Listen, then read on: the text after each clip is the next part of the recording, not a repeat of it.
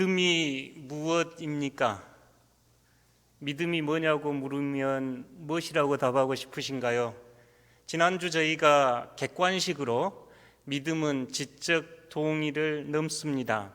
두 번째, 믿음은 신뢰입니다. 세 번째, 믿음은 신실함입니다. 믿음은 하나님에 대한 충성입니다. 이야기 나누고, 네 번째에 믿음은 세상을 바라보는 눈입니다. 특별히 예수님의 눈으로 세상을 바라보는 눈 방식입니다. 라고 지문 4번에 들어있었는데요.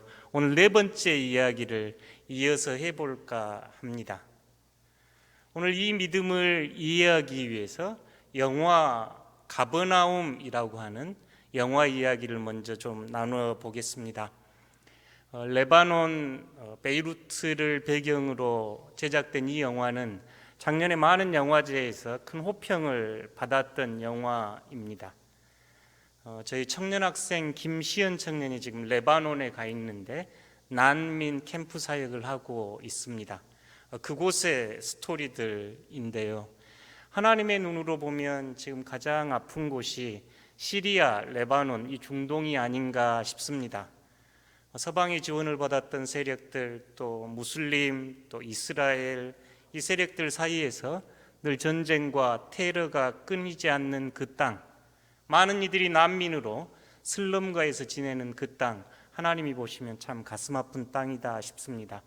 그곳에서 제작된 영화인데 영화 제목이 가버나움입니다. 가버나움은 예수님께서 나사렛을 떠나셔서 선교 베이스로 삼았고 베드로, 안드레, 야고보 이런 제자들의 고향입니다. 예수님 당시에 큰 도시여서 예수님은 그곳을 근거지로 복음 사역을 펼치셨던 곳인데요. 왜 이 감독은 가버나움이라 했을까 하는 질문이 제 안에 계속 들면서 영화를 조금 봤습니다. 영화의 내용은 매우 간단합니다. 자인이라고 하는 이 레바논 소년의 이야기가 영화에 비춰지는데요. 실제로 그 슬럼가에 지내는 아이입니다. 그 영화가 호평을 받았던 것은 전문 배우들을 썼던 게 아니고 그 레바논 빈민가에 자라던 그 아이들을 실제로 배우로 쓰면서 그들의 눈을 통해서 그 사회의 아픔을 고발했지요. 이 자인이라고 하는 아이는 12살, 영화는 재판정에서 시작이 돼서 재판정에서 끝납니다.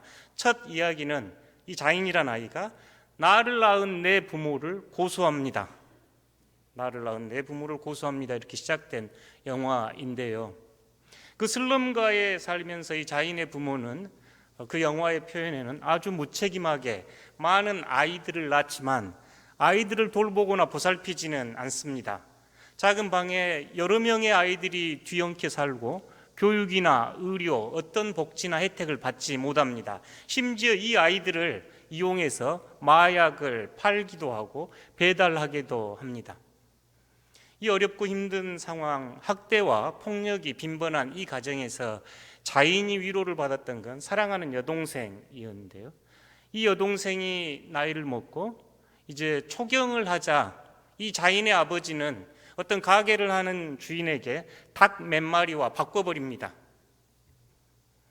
그것을 막지 못했던 이 자인은 이제 집을 가출하고 거리를 배회하면서 영화는 보여주고 있는데요.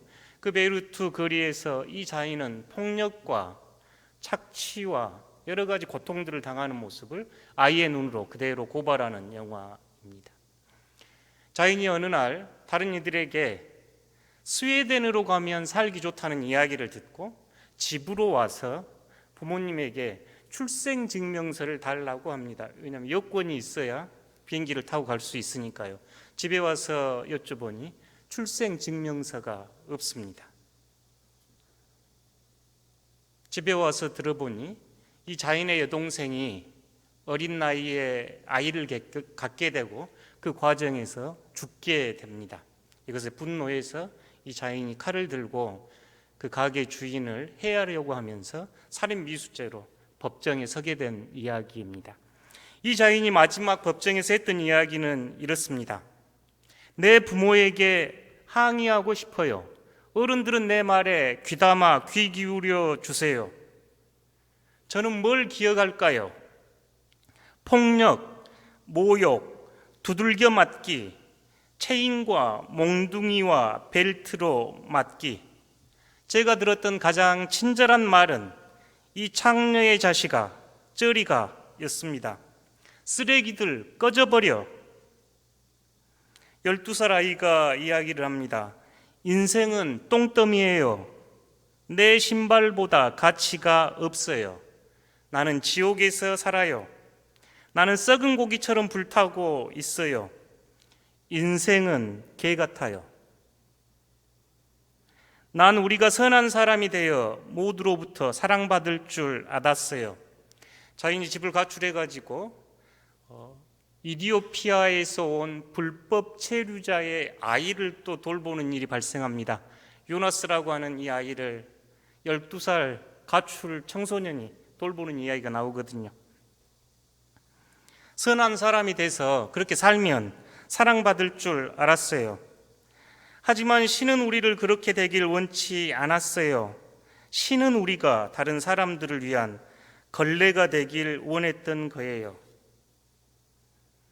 이 절규와 고발은 지어낸 상상의 이야기가 아니라 레바논 베이루트에서 일어난 일상의 이야기였기에 이 영화를 보는 많은 이들이 울 수밖에 없었습니다. 사회적 약자, 소외된 이들, 출생증명서, 여권조차도 갖지 않는 이들이 경험해야 했던 학대, 가난, 매매혼, 마약, 아동 착취, 가장 어두운 곳을 이 영화는 고발했습니다. 레바논만 그런가요? 예수님 당시에도 마찬가지였습니다. 어린이들, 여성, 노예들, 사마리아 사람, 장애인, 가난한 이들이 이 자인과 같은 대접을 받았던 사회가 예수님 당시의 모습입니다. 역사적으로도 흑인 노예는 이보다 비참한 대접을 받았지요. 어디 흑인 노예들 뿐입니까? 아시아 노동자들이 유럽이나 북미로 건너가서 이런 개취급을 받았습니다. 뿐만 아니라 산업혁명 당시 영국에서는 여성과 어린아이들이 착취를 받았던 것이 역사적 사실입니다. 현재는 이런 자인과 같은 아이들이 없는가요? 지금도 여전히 여권이 없는 난민, 불법 체류자들, 외국인 노동자, 다문화 가정에 대한 차별과 편견이 얼마나 많은가요? 차별과 편견이 일상화되어 있는 사회에 살면서도 눈 뜨고 보지 않을 뿐입니다. 저는 영화를 보면서 왜 이 영화 제목이 가버나움일까 매우 궁금했습니다. 가버나움 도시의 뜻은 위로의 도시였거든요. 예수님 생애의 주 무대였습니다만 예수님은 이곳에서 많은 기적과 많은 설교를 행했지만 그 사람들은 예수님을 받아들이지 않아서 예수님의 진노가 예언되었던 도시가 가버나움입니다. 마태복음 11장 23절에서 예수님께서는 가버나움아 내가 하늘까지 높아지겠느냐 음부에까지 낮아지리라. 내게서 행한 권능을 소돔에서 행하였더라면 그 성이 오늘에까지 있었으리라. 이 예수님의 예언처럼 가버나움이라고 하는 도시는 역사에서 사라져 버렸습니다. 가장 번성했고 경제활동의 중심지였던 이 갈릴리 호숫가에 번창했던 도시가 그들의 기고만장함, 연약하고 가난한 이들을 돌보지 않고 음부에까지 낮아지며 사라진 사건이 역사적 사실입니다. 오늘 우리는 어떤가요? 자인과 같은 아이들, 여권이 없는 이들, 사회에서 제 목소리 내지 못하는 이들을 우리는 어떻게 바라보고 있습니까? 믿음은 예수님의 눈으로 세상을 바라보는 방식입니다. 여러분은 예수님의 눈으로 세상을 바라보고 해석하신가요? 아니면 그 반대인가요? 오늘 복음은 그렇기에 매우 도전적입니다. 오늘 복음이 펼쳐지는 도시가 바로 가버나움입니다. 가버나움의 한 집에 들려서 제자들이 예수님께 묻습니다. 주님, 하늘나라에서 제일 큰 자가 누구입니까? 하늘나라에서 제일 높은 자리에 오를 사람이 누구입니까? 예수님이 이렇게 묻습니다. 여러분은 어떻게 대답하시겠는가요? 제자들의 기대와는 아주 어긋났을 겁니다. 열심히 일을 한 사람, 충성된 사람, 전도를 많이 한 사람, 교회를 많이 개척한 사람, 예수님이 그러지 않고 예수님께서는 그곳에 있던 아마 저 변두리에 서 있던 작은 아이 한 명을 무리의 가운데 중심에 세웁니다. 마가복음 3장에 보면 안식일날 회당에서 예수님께서 손이 마른 사람을 치유할 때 그를 불러서 가운데 서라, 중심에 서라, 그 말씀하셨던 주님께서 어린아이를 한 중심에 세웁니다. 그 사회나 그 모임의 중심에 있는 사람들은 어떤 사람들인가요? 자기 목소리를 낼 수 있는 사람, 힘이 있는 사람, 권력이 있는 사람이지요. 아이나 장애인이나 외국인은 중심에 서 있지 못했습니다. 그런데 예수님께서는 그 아이를 중심에 세우시고 말씀하십니다. 3절과 4절 함께 읽어 보겠습니다. 이르시되 진실로 너희에게 이르노니 너희가 돌이켜 어린아이들과 같이 되지 아니하면 결단코 천국에 들어가지 못하리라. 그러므로 누구든지 이 어린아이 같이 자기를 낮추는 사람이 천국에서 큰 자니라. 아멘. 어쩌면 제자들의 기대와 다르게 천국에 들어가야 하는 기준은 어린아이 같으니, 최소 기준이 이 어린아이와 같이 마음을 돌이키고 되지 않으면 천국에 결단코 들어가지 못할 것이다 하시면서 예수님은 이 어린아이처럼 자신을 낮추는 겸손한 사람이 천국에서 제일 크다 하고 말씀합니다. 여기서 어린아이는 자기 주장을 할 수 없는 약자입니다. 미성숙하거나 현대 아이들과 같지 않습니다. 마치 자인처럼 누가 돌봐주지도 않고 폭력과 식량이 없는 그들이 이 어린아이들이지요. 그런데 예수님께서는 그 어린아이가 하나님 나라의 중심이라고 말씀합니다. 매우 도전적이고 매우 부끄럽게 복음 앞에 서 있게 우리를 만드는 말씀입니다. 아이를 이곳에 세워놓고 예수님은 마치 출애굽 당시에 10가지 재앙을 내린 것처럼 7가지 이야기로 이 아이들이 하늘나라의 중심입니다 하는 이야기를 연거푸 들려줍니다. 5절 함께 보겠습니다. 또 누구든지 내 이름으로 이런 어린아이 하나를 영접하면 곧 나를 영접함이니. 첫 번째 예수님이 하신 말씀은 어린아이를 영접하면 나를 영접함, 예수님과 아이를 동일시하셨습니다. 마태복음 25장에 보면 가장 작은 자 하나에게 한 것이 곧 나에게 한 것이다 하신 예수님, 가장 힘이 없고 연약하고 존경받지 못하고 보호받지 못하는 그에게 한 것이 나에게 한 것이라며 우리의 시선을 전환할 것을 요구합니다. 두 번째로 예수님이 하신 말씀은 6절입니다. 함께 읽겠습니다. 누구든지 나를 믿는 이 작은 자 중 하나를 실족하게 하면 차라리 연자맷돌이 그 목에 달려서 깊은 바다에 빠뜨려지는 것이 나으리라.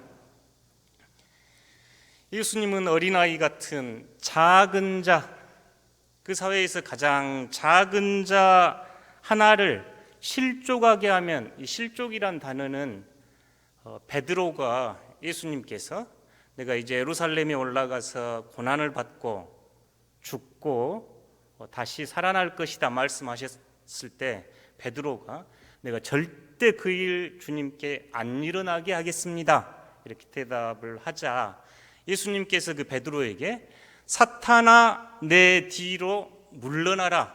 너는 나를 넘어지게 하는구나. 어떤 넘어지게 하다, 장애물이 되다 하는 말이 실족하게 하면입니다. 이 작은 자 하나라도 넘어지게 하면 차라리 연자 맷돌은 속아 돌리는 큰 맷돌입니다. 곡식을 찢는, 사람이 목에 걸 수가 없지요. 아마 몇 톤 될 겁니다. 그 연자 맷돌을 목에 걸고 깊은 바다에 빠뜨려지는 것이 나으니라. 얼마나 엄하게 이야기하신가요? 이 작은 자 하나를 넘어지게 하면 차라리 목에 연자 맷돌을 걸고 바다에 빠지는 극형에 처하는 것이 낫다. 지금 이렇게 예수님 말씀하시지요. 자기와 동일시하셨고 작은 자를 넘어지게 하면 연자 맷돌 매는 것이 낫다 하신 예수님, 세 번째로 화가 있다고 이야기합니다. 7절 함께 읽겠습니다. 실족하게 하는 이들이 있으므로 말미암아 세상에 화가 있도다. 실족하게 하는 일이 없을 수는 없으나 실족하게 하는 그 사람에게는 화가 있도다. 예수님께서 이 표현은 바리새인들에게 화 있을진저 바리새인이여 외식하는 자여 했을 때 썼던 표현이 화 있을진저였습니다. 축복과 반대말입니다. 그런 바리새인들처럼 어린아이 하나라도 실족하게 하면 그 사회는 화가 있고, 우리가 살아가면서 그런 일 어쩔 수 없이 할 수도 있지만 그 사람에게도 화가 있다. 계속 지금 예수님 말씀하시죠. 어린아이, 가장 작은 자, 가장 낮은 자를 실족한 사람들은 연자맷돌을 메고 화가 있고 이렇게 하시면서 수위를 예수님은 낮추지 않습니다. 8절 함께 읽겠습니다. 만일 내 손이나 내 발이 너를 범죄하게 하거든 찍어 내버려라. 장애인이나 다리 저는 자로 영생에 들어가는 것이 두 손과 두 발을 가지고 영원한 불에 던져지는 것보다 나으니라. 아주 예수님은 지금 준엄합니다. 여러분의 손이나 여러분의 발로, 여러분의 행동으로 작은 자를 실족하게 하면 손을 찍어버리고 발을 찍어버리고 영원한 불, 지옥에 빠지는 것이, 찍어버리고 영생에 들어가는 것이 낫다고 하시면서 얼마나 지금 예수님은 강하게 이야기를 하고 계신가요? 주제가 뭐라고요? 가장 작은 자, 어린아이 같은 낮은 자를 실족하게 하면 이같이 할 것이다. 지금 예수님 말씀하시죠. 여기서 끝내지 않습니다. 9절입니다. 함께 읽겠습니다. 만일 내 눈이 너를 범죄하게 하거든 빼어버려라. 한 눈으로 영생에 들어가는 것이 두 눈을 가지고 지옥불에 던져지는 것보다 나으니라. 아멘.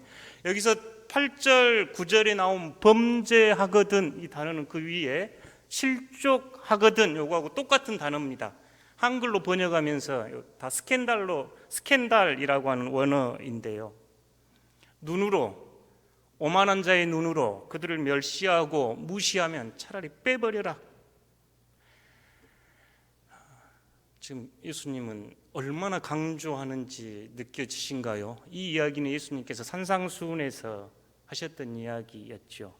다른 사람의 아내를 넘보는 일을 할 때 예수님께서 이 말씀하셨습니다. 눈을 빼버리는 것이 낫다. 지금 예수님께서는 가장 낮은 자, 어린아이와 같은 자를 존귀히 여기지 않고 그들을 함부로 대하고 그들을 실족하게 하면 지금 이렇게 엄하게 말씀합니다. 여기에서 멈추지 않습니다. 10절입니다. 함께 읽겠습니다. 삼가 이 작은 자 중에 하나라도 업신여기지 말라. 너희에게 말하노니 그들의 천사들이 하늘에서 하늘에 계신 내 아버지의 얼굴을 항상 배옵느니라. 이 구절은 이 가난한 이들의 모습을 하나님께서 늘 자신의 얼굴을 비추듯이, 저희가 민수기 6장에서 하나님의 얼굴을 그들에게 비추사 그들을 축복하셨던 그 구절의 대비처럼 항상 가난한 이들, 소외된 이들, 자기 목소리를 내지 못하는 이들의 얼굴을 하나님께서 보고 계신다. 그러니 그들을 가볍게 여기지 말고 업신 여기지 말라. 지금 이 말씀 안에는 저희들이 이 가난한 자들, 작은 자들을 업신여기는 것은 하나님의 얼굴을 업신여기는 것입니다. 예수님은 아주 수위가 높습니다. 지금 예수님이 이렇게 수위 높게 이야기한 곳은 이곳 위에서 찾아보기가 어려울 정도로 예수님의 시선은 자인과 같이 난민촌 슬럼가에서 깡통 들고 다니면서 구걸하는 어린이들 업신여기지 말고 존귀 여기라고 예수님은 거듭 이야기합니다. 12절에서 14절 함께 읽어보겠습니다. 너희 생각에는 어떠하냐? 만일 어떤 사람이 양 100마리가 있는데 그 중에 하나가 길을 잃었으면 그 99마리를 산에 두고 가서 길 잃은 양 찾지 않겠느냐? 진실로 너희에게 이르노니 만일 찾으면 길을 잃지 아니한 99마리보다 이것을 더 기뻐하리라. 이와 같이 이 작은 자 중에 하나라도 잃을 것은 하늘에 계신 너희 아버지의 뜻이 아니니라. 아멘.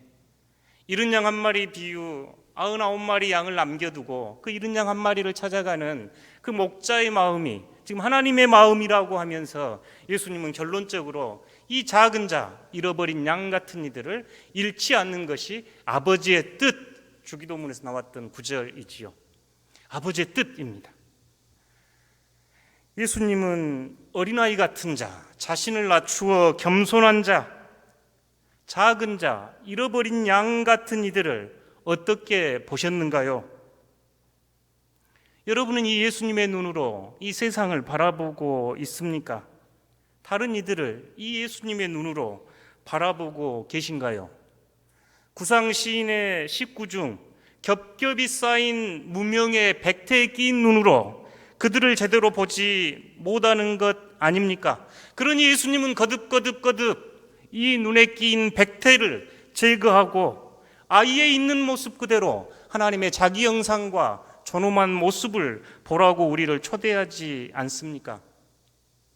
우리하고 다르다는 이유로 소외된 이들, 병든 이들, 가난한 이들을 효용의 가치로 따지면서 유용성으로 따지는 우리들을 향해 예수님은 이제 나의 시선으로 그 가난한 이들, 작은 자들, 소외된 자들, 상처 입는 자들을 바라보라고 초대하고 있는 복음이 오늘 복음입니다.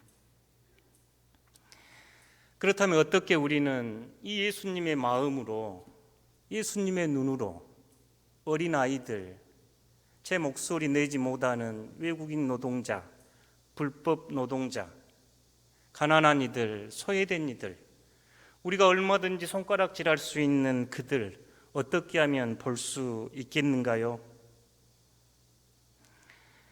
두 가지 이야기를 좀 나눠보고 싶습니다.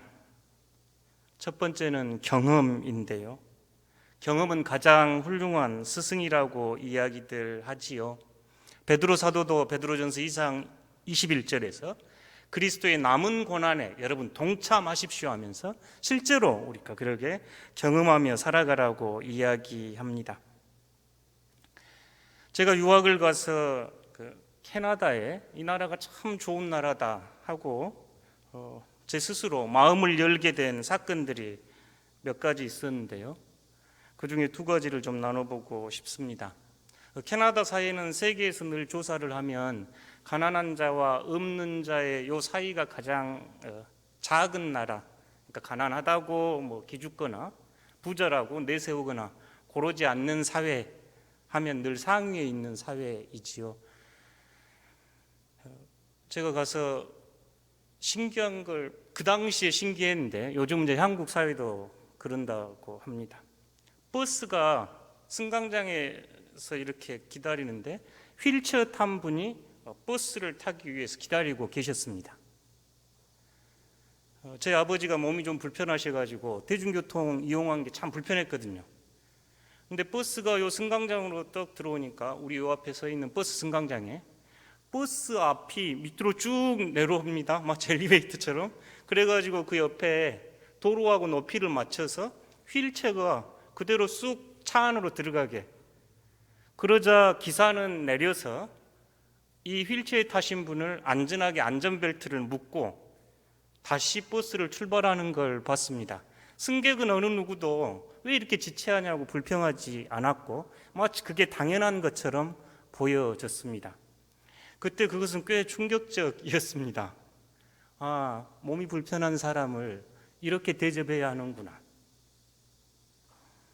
다른 사건 하나는 제 아이가 토요일 저녁에 갑자기 울기 시작하고 아이의 울음만 들어도 잘 진단할 수 있는 제 아내는 이머전시로 응급실로 가자고 해서 저녁 10시 넘게 11시, 12시 정도 응급실로 데려갔습니다. 그랬더니 그곳에서 한 1시간, 2시간 넘게 이렇게 조사를 막 하더니 그러니까 이제 주일 새벽이 된 거였죠. 담당 주치의가 한 3시경에 저와 아내에게 와서 지금 아이를 진찰하니까 이러이러하고 심장이 기도가 한쪽이 막혀서 지금 상황이 좋지는 않고 그렇지만 지금 수술을 하면 앞으로 문제 없을 거라고 하면서 수술에 대한 이야기를 해줬습니다. 수술 방식은 어떻게 할 거고 자기들이 잘 할 수 있는 거니까 우리에게 걱정을 하지 말아라 이러고 수술 시간은 얼마 정도 걸릴 거다 하면서 오히려 저희를 안심시켜 놓고 수술에 들어갔습니다. 수술은 생각보다 길었고 기다리고 있는 저희에게 그 의사 선생님은 비닐봉지에 땅콩 몇 조각을 꺼내 오셔가지고 이거 내 아들 목에서 꺼낸 거야 하시면서 수술은 생각보다 어려웠지만 우리는 잘 했고 아무 문제 없을 거다. 그리고 그 기도에 난 상처가 회복되는 며칠 빼고는 앞으로 정상적으로 생활할 거니 걱정하지 마라. 그러면서 저희를 위로하고 따뜻따뜻 해줬습니다. 물론 지금은 저희 사회도 저희 병원에 가면 의사 선생님들 친절하게 잘 해주시는데 그 전에는 오래 기다려도 잠깐 보고 오고 이러면 제가 존중받는다는 생각을 못했던 것 같습니다. 근데 그 경험은 그 일요일 아침 그 경험은 저로 하여금 아이들을 사랑하고 존중하는 방식이 무엇인지 외국인 유학생이었거든요. 외국인 유학생을 어떻게 그 사회가 다루는지를 저에게 보여준 좋은 경험이었습니다. 그 이후로 몇 가지 경험들로 인해서 저는 그 사회를 굉장히 좋아합니다. 마지막 공부 마칠 때는 그냥 지나가는 사람들에게도 감사했습니다. 왜냐하면 그들이 세금 내서 제가 공부했고 살았거든요. 저희 나라에 들어와 있는 외국인 학생들이, 외국인 노동자들이, 불법 체류자들이 그런 경험 가지고 가면 얼마나 행복하겠는가요? 그 나라에 가서 대한민국은 이렇게 우리를 대접하더라, 참 좋은 나라다라고 이야기하지 않겠습니까? 우리 교회 공동체도 그런 공동체가 되면 좋겠습니다. 사회에서 소외받고 사회에 손가락질 받던 이들이 우리 교회에 와서 존귀 대접받고 그리스도의 눈으로 여러분이 바라봐 줄 때 그들은 희망을 얻고 힘차게 살아갈 수 있지 않겠습니까? 우리 공동체가 그런 공동체가 되기를 소망합니다. 다른 하나는 시선입니다. 저의 눈빛인데요. 예수님은 왜 아이를 한 중앙에 세워놓고 그 아이에게 이렇게 말씀을 지금 하고 계실까요? 기독교 영성에서 오랫동안 이 방식을 기도의 가장 아름다운 방식으로 보았습니다. 오랫동안 사랑스러운 시선으로 바라보는 것, 오랫동안 사랑스러운 시선으로 실제를 바라보는 것. 실제 이 말은 아이고 꽃이고 나무입니다. 한 아이도 오랫동안 사랑스러운 시선으로 바라보면 우리가 생각하는 도구나 가치를 넘어서서 하나님이 부여하신 참된 가치가 있지요. 이 가치를 알기 위해서 저희가 오래 바라보아야 합니다. 금방 봐서는 잘 모르지요. 제가 러시아 그 페테르부르크에 있는 그 탕자의 귀향이라는 그림이 아주 유명합니다. 막 사람들이 이렇게 구름대같이 밀려가거든요. 30초 보고 막 지나갑니다. 근데 3일 이 그림을 보고 있다 쓴 책이 헨리 나우엔의 탕자의 귀향입니다. 그림 한 점도 남들은 30초 1분 보고 갈 때 여러 날 앉아서 보면 그 그림은 수없는 이야기를 했지요. 오래 보아야 보입니다. 저희가 인문학 모임 하면서 우리 한 장로님이 나눠주신 게 굉장히 제가 감동적이었는데요. 여러 번 보셨다고 하시고 기도의 자리에서 곰곰이 묵상하셨다고 하셨습니다. 어떤 실체의 아름다움을 드러내기까지는 오래 보셔야 합니다. 두 번째는 사랑의 눈으로 보셔야 합니다. 교만한 자의 눈이 아니라 사랑의 눈으로 볼 때, 하나된 마음의 눈, 긍휼한 눈으로 볼 때 실체가 보입니다. 예수님은 이 어린아이를 제자들이 그렇게 보기를 원하셨지요. 오랫동안 사랑스러운 눈으로 아이를 바라볼 때 그 아이는 무가치하고 안 소중한 아이가 아니라 하나님의 영상을 지닌 예수 그리스도의 변모산에서 보여주셨던 찬란한 빛을 품은 아이, 그 아이의 존엄함이 예수님 눈에 보였겠지요. 사랑하는 성도 여러분, 믿는 이들은 예수님의 눈으로 세상을 보는 이들입니다.